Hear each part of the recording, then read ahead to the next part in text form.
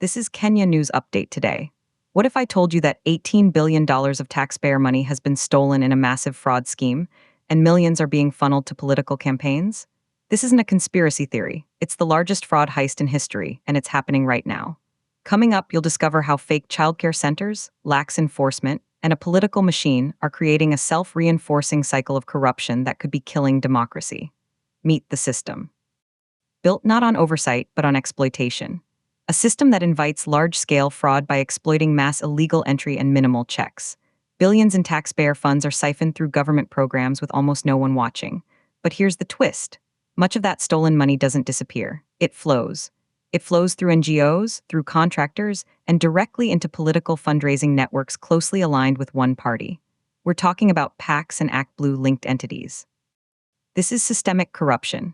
This is influence peddling on an industrial scale, and it's not accidental.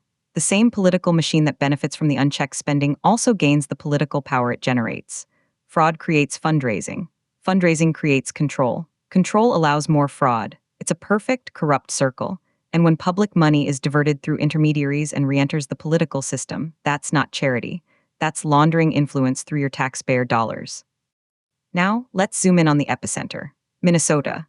Related investigations call it a Somali-linked billion-dollar fraud. One building in Minneapolis was found to have 14 home health care companies registered at the same address. Another in St. Paul had 22. The state has over 1,020 non-emergency medical transportation companies registered. More than 800 are Somali-owned. And here's the part that will blow your mind.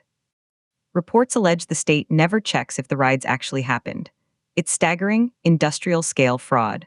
But the story escalates.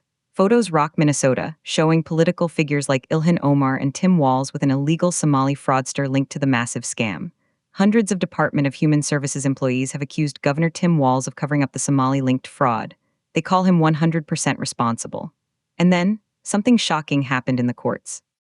A Democrat judge overruled a unanimous jury verdict. They nullified a guilty verdict for a Somali migrant who stole $7.2 million in a Medicaid fraud case. Judicial tyranny or something else?